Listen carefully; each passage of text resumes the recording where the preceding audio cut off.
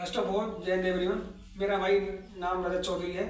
मैं भरतपुर राजस्थान से और मैं अभी एग्ज़ाम क्वालिफाई हुआ है, तो इसमें फेस टू का हम आए हुए हैं अपनी रनिंग वगैरह के लिए।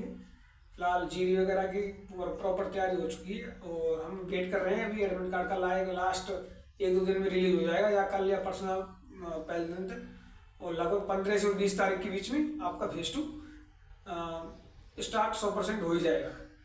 तो कुछ भाइयों के जो दीपांशु भाई जो ये पोस्ट चैनल के माध्यम से कमेंट थे कुछ भाइयों की कि लास्ट दिन में कैसे क्या करना है, कैसे क्या कितना पढ़ना है, कितना छोड़ना है, कहाँ से मॉक टेस्ट लगाने हैं, कि क्या करना है, तो उसके बारे में आज को डिस्कस करेंगे।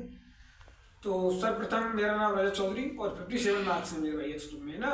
और आगे से मैं भी जैसे एग्जाम क्वालिफाई किया हुआ था तब से उससे पहले मैं भी ऐसे भाइयों से पूछा था कि कैसे प्लेटफॉर्म से मॉक टेस्ट लगाने हैं, क्या करना है क्या नहीं करना है, तो हमें भी समझ में नहीं आता था। ये ऑब्वियस सी बात है, कोई इसमें कोई दिक्कत नहीं है। तो आज हम डिस्कस करेंगे पहले फिजिक्स के ऊपर। सबसे ज़्यादा जो मोस्टली मैं भी 1-2-3 बार फिजिक्स में ही रहा था, कभी 0.5 से, कभी 1 नंबर से, कभी 2 नंबर से। तो सबसे ज़्यादा जो प्रॉब्लम होती है वो फिजिक्स में होती है स्टूडेंट्स में।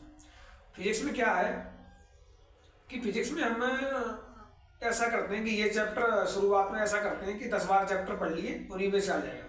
बट ये सबसे रॉन्ग मेंटेलिटी है, ऐसा नहीं करना भाई। जैसे 12 चैप्टर पढ़े, 12 क्वेश्चन आने उनमें से अगर आप पे 2-3-4 क्वेश्चन नहीं हुए, ये कैसा गलत हो गया, तो आप तो सेक्शन कट ऑफ भी बात नहीं कर पाओगे। तो ऐसी गलती कभी भी नहीं करनी है, पूरे कोर्स को एक साथ लेके चलना है। और सबसे ज़्यादा 12th फिजिक्स पर ध्यान देना है। लगभग 60 या 65 के अप्रोक्सीमेट 12th फिजिक्स अपना रोल दिखाती है एग्जाम्स में, ठीक है। तो 11th और 12th फिजिक्स दोनों 25 नंबर के आएंगे, ठीक है।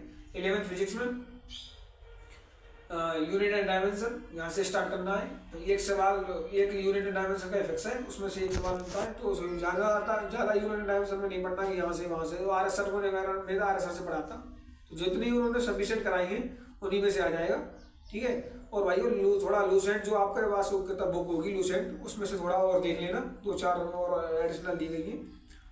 और एक जो सर्कुलर मोशन है और लो मोशन है उसमें से एक क्वेश्चन बनेगा। और थर्मोडायनेमिक्स में से 2 क्वेश्चन, और वर्क पावर एनर्जी 1 क्वेश्चन, और घूर्णन गति वाला चैप्टर है उसमें से 1 क्वेश्चन, ऐसे ही। और एक SHM 12 है, उसमें से भी बच जाता है, कभी कभी बच जाता है कभी क्वेश्चन, तो उसमें भी देख लेना। तो ये 11th फिजिक्स में लगभग 7-8 चैप्टर हैं जो इसमें से क्वेश्चन बनता है।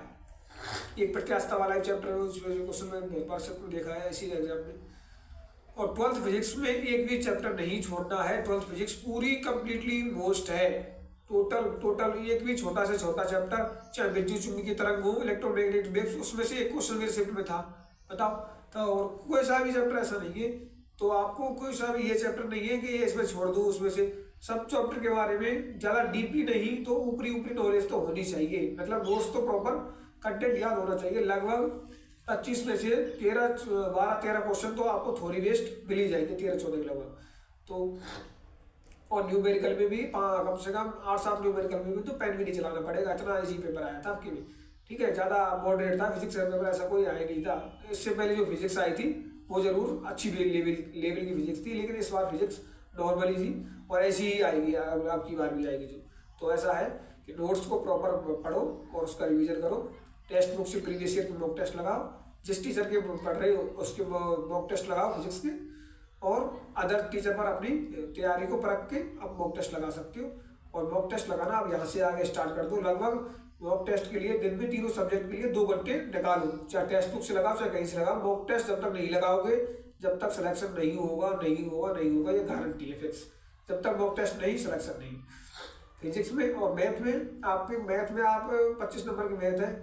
ये मैथ और इंग्लिश एक ऐसे सब्जेक्ट्स हैं कि जितना भी आप स्कोर करना चाहते हो, जितना भी कर सकते हो। 25 में 25 भी मैथ में आ सकते हैं, अगर मेरे पास टाइम होता तो 25 में 25 ही आते। 2-3 मिनट की थोड़ी सी टाइम इशू रहा था, क्योंकि एक सवाल पर मैं अटक गया बीच में। मेरे 22 किए थे, मेरे 21 सही थे, तो मेरे 20.95 नंबर है मैथ में।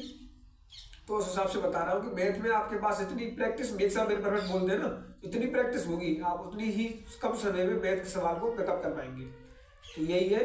और मेरी एक रणनीति और सबसे बात बोलना चाहूँगा सभी भाइयों से कि मैथ में आपको ऐसा नहीं करना कि एक सवाल पर अटक गए और उसी को कर रहे हो, नहीं, आगे इसकी तुरंत आगे इसके करते हुए आगे बढ़ना है, क्योंकि आगे बहुत सारे सवाल इजी होते हैं और ऐसा लगता है कि हमें यही, तो उसके चक्कर में होपलेस हो जाते हैं और आगे सवाल छूट जाते हैं।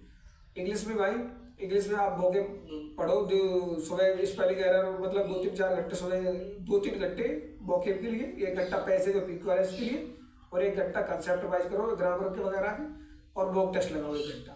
4-5 घंटा इंग्लिश पढ़ो, 4-5 घंटा मैथ पढ़ो, और 6 घंटा मैथ फिजिक्स के लिए। सबसे ज़्यादा टाइम देना है वो देना है फिजिक्स के लिए।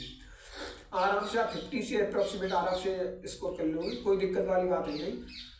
और यही है कि लास्ट टाइम में अब यहाँ से आगे जितने 50 दिन बचे हुए, तो मॉक टेस्ट आज से मतलब आज से आप सिर्फ और सिर्फ 2 घंटा 1.5 घंटा रख दीजिए कि मुझे इस टाइम से इस टाइम फिजिक्स मैथ 1 घंटा मैथ के वो 1 घंटा फिजिक्स की मॉक टेस्ट के लिए, आधा घंटा मैथ की मॉक टेस्ट के लिए, आधा घंटा इंग्लिश की मॉक टेस्ट के लिए देना है।